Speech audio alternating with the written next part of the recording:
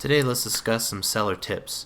So I'm going to discuss today some of the techniques that I do when I'm getting ready to print and ship orders for customers, and hopefully these tips help you align your practices with shipping for a more successful transition and translation to your customer of what's actually going on. So when you're getting ready to ship items, I usually have about two classes that I have. I usually have envelope order classes, and then I have first class label order class. One actually gets tracking and one doesn't. So one will get stamps and one will get order labels that I print directly through eBay. I get a little bit of a discount on that versus going actually into the post office and having to wait online. I can just go to the post office and just drop off my packages, or have the postman come pick them up when he drops off the mail, because they're already ready to go when they leave the house. So either way, whether they have stamps or if they have labels, they're usually ready to leave with everything that they need for the order to ship. So normally what I do is I'll usually go online and I'll print out all the orders that require shipping labels. I'll print all those out, and I usually have two types of sheets that come out. One are going to be the standard order print labels, where it's going to be 2 labels per sheet, and those usually just get taped to the envelope or the box. Then there's the key, which is the list of all the orders that are attached to the labels, and they correspond in numerical order. So the first one on the list is usually going to be the first label on the sheets. So you really want to make sure that when the orders come out of the printer, before you just go blindly start shipping and slapping labels on, make sure that you check each label with the key that you have to make sure that whatever item that you're shipping has the proper label on it. There's been countless times where I've caught myself where certain times a label didn't generate properly on my key, and it actually booted it off the actual labels, and it actually let me have one label less in my stack. So when I'm going through the labels, that one didn't generate. It now skips to the next one, and it kind of throws you off a little bit. So that could happen to you as well. But I only tend to notice the labels have error in generating for shipping when they're either international ones, like let's say if it's an order going to Puerto Rico, or if it's actually going to Erlanger, Kentucky to get shipped overseas, because the eBay Global Shipping Hub is out of Erlanger, Kentucky, and from there it gets shipped to the destination no matter where it is in the world. So a lot of the times I get errors, it's usually because of those two things, not specifically Puerto Rico, but anything that's out of the main continental U.S., it seems to give me some kind of an error, and I don't know why.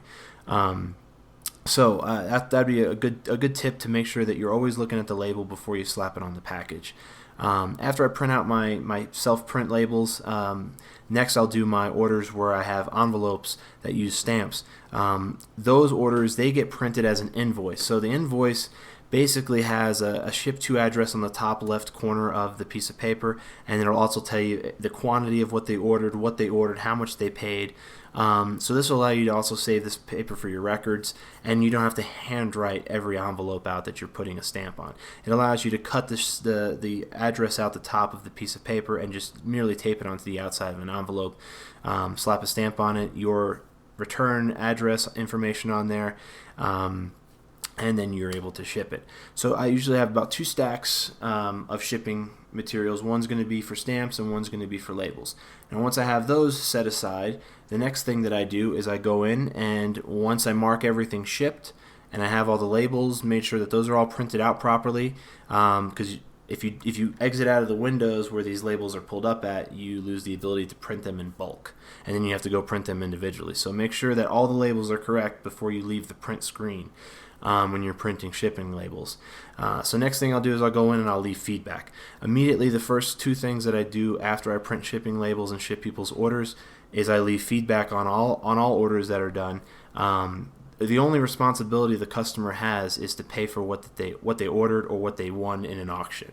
Once they pay for that item, then their responsibility to the transaction is essentially lifted. So it is your responsibility as a seller to leave them feedback. Now, if they pay on time, obviously, and everything flows smoothly and normal in regards to the transaction, there's no hiccups in it, there's no payment mess ups, there's no glitches in regards to how you're getting paid, there's no reversals. I mean, obviously you're going to automatically leave positive feedback. I mean, you could choose to not leave feedback until they leave you feedback. I personally don't adopt that practice. because I think their responsibility is just to pay you on time and to pay for what they won. And once they do that, their responsibility is essentially over. They don't have to leave you feedback. They can choose to, but they don't have to leave you feedback.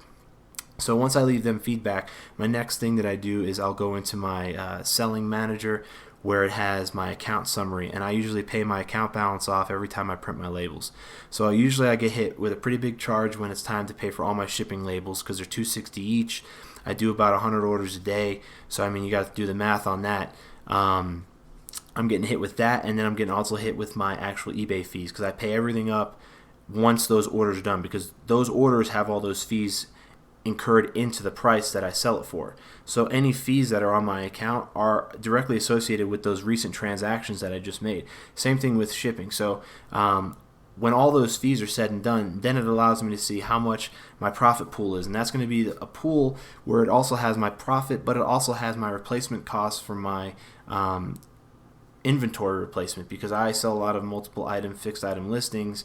Anytime I sell something, I need to also replace what I just sold. So that obviously is into the in the fees, and that's also part of the profit pool, because I can choose. It's part of the profit pool because I can choose to not replenish the inventory. I can choose to just keep that as money that I incurred off the deal. But I choose to take that pool and divvy it up and actually replenish the inventory, because then you could put that profit that you make aside after you replenish the inventory of the items you just sold, and you can start building a savings, and you could furtherly invest in your eBay online store, your business. You could put it aside for yourself as a paycheck if you want to pay yourself, or some kind of income stream for yourself. You can peel that off. So once I've paid my account summary, once I've printed my labels, once I've left my feedback, the next thing that I do before I actually go and start packaging and shipping my orders is I go online and I adjust my inventory levels. So I'll go to all my active listings, and I have a minimum number that I have for mine. So I usually don't have any of my fixed item listings going below 15. I tend to not have a lot of people buy more than 15 items, and if they do, they usually message me ahead of time, because they tend to want some kind of a deal or a break on buying a large quantity of items. So I try to keep my minimal inventory around 15, thus so that the listing doesn't sell out. Having the listing sell out, it loses my sold count, it loses your sell count on the listing. When a buyer goes to your listing specifically to see what you have as a description, what your pictures are, what you're offering, when they see that you sold 1,000 of these one particular items, it is more of a solidified purchase. When they see you sold 1,000 of these said widgets, your feedback is 99.9% positive, they automatically in their head are doing the addition and saying, high positive feedback, high sales rate on this item, I'm going to have a happy transaction from this. I would be a satisfied customer when I'm done purchasing this item, and it's going to probably be the smoothest transaction that I'm going to get out of the other pool of people that are selling the same thing. So I always want to make sure that I go in there after I ship my print my shipping labels. I go into the account and I actually edit my listings and make sure that all the quantities are replenished, just like I'm going to replenish my inventory. Replenishing your quantities really is a necessity, because if you forget to do that and you end up running out your listing, you really could lose that seller count, and that's a really crucial thing in regards to you making a sale with that fixed item listing. You need to have that buying power of previous sales along with your positive feedback that you have. Those are really going to solidify the deal for you. And I could tell you from personal experience that every time I've had a listing that has a high count in sales, regardless of what the price I'm offering is, even if it's not the lowest price, it's that confidence that the customer has that they're going to get a good transaction, a smooth transaction, when they see my feedback, and then they combine that with how many of this item has sold. It's almost like a no-brainer for them. So that actually will increase sales, even if you currently aren't capturing the lowest market price at the moment. So that would be my advice on those types of techniques in regards to when you're done getting ready to ship everyone's orders, and you have paid your fees, you've printed your shipping labels, you've left your feedback, you've replenished your fixed item listings. The next thing I do is I actually will go over and I'll start actually shipping my orders. I'll get them prepared. And that's the last probably key component to the shipping process for me is doing the orders in a timely manner. Once you mark the order as shipped, you need to ship the order. That's literally what the purpose is. Now it's almost impossible for you to ship the order without printing the shipping labels. Now eBay will automatically send a generated email to the customer that'll say your order has shipped, and then it'll give you the tracking number, the estimated date of arrival, and they can also cross-reference that into the eBay app or in the eBay web page, where it'll actually tell them the tracking number, the date of estimated arrival, and you can even see the tracking history of all the checkpoints where they got scanned.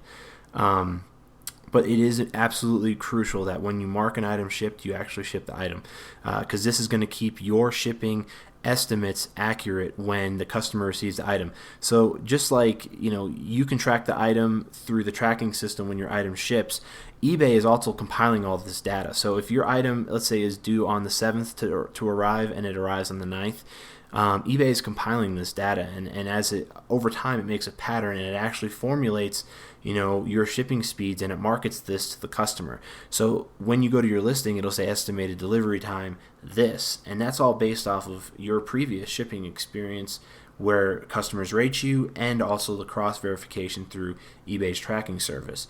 So be very vigilant in regards to getting your orders shipped. Do not sit on those labels when you print them out, and when you mark an item shipped, the item needs to get shipped. This is going to give you the most accurate feedback. It's also going to give you the most accurate representation of what's going on at the post office or your shipping carrier. Because if you know that you specifically shipped on a certain date and it took a little bit longer to get to the customer, and the customer actually asks you about it, and it's kind of not lining up for you, then you know that something's going on after it leaves your residence. So it's a way for you to actually double check to see if the shipping service is actually doing what they're supposed to be doing in their allotted window of delivery time.